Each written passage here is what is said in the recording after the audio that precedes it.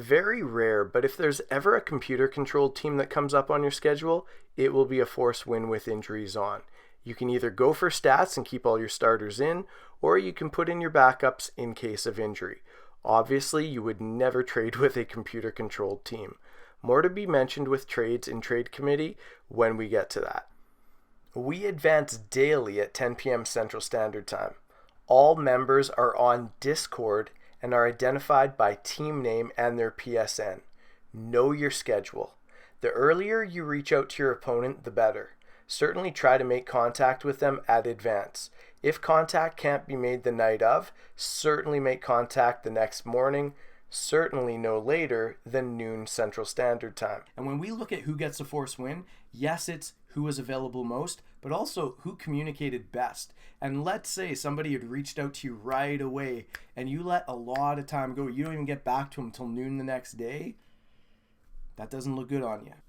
So 2 p.m., you've reached out, the guy hasn't gotten back to you and stuff like that. At 2 p.m. Central Standard Time, go to report force win and just say, force win Vikings if unplayed. You share the conversation of what hasn't been figured out.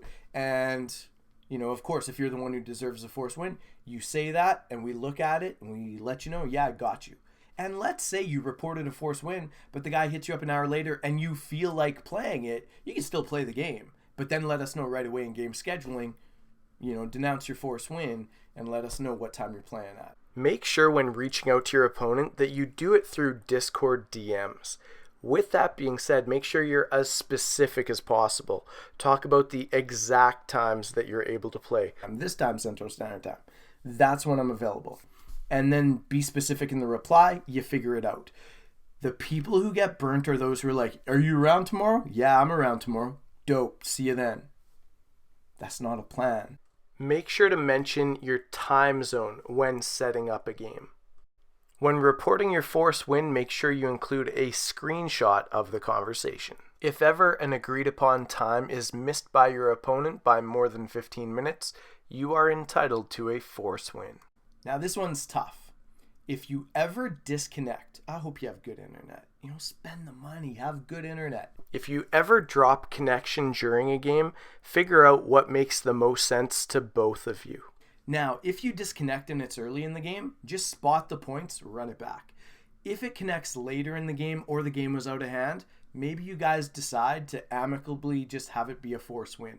Your choice, whatever makes the most sense. You can always ask for direction, in the moment if you're not sure what to do. If ever your disconnection results in a force win for the other guy, just know there's a chance that you lose your participation point and that participation point goes to your opponent. It's like this. At the end of the day, quitting is not an option, right? So occasionally there's an interception, the game's out of reach, and all of a sudden the connection drops. So just know, based on the circumstances, we'll figure out what is fair and appropriate.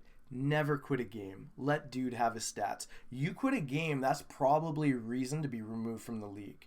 Be honorable, play hard. If you take one off the chin once in a while, so be it. Man gets his stats, move on. If you ever release a player, you are not then allowed to re-sign that player. If ever there's a breach of the rules, so a game violation, a chat violation, typically what'll happen is your dev could be affected, so you get downgraded, or your attributes could be affected, you get downgraded, or you could lose participation points. I don't know which is worse, but you don't want to lose any of them. And that concludes our look at league rules.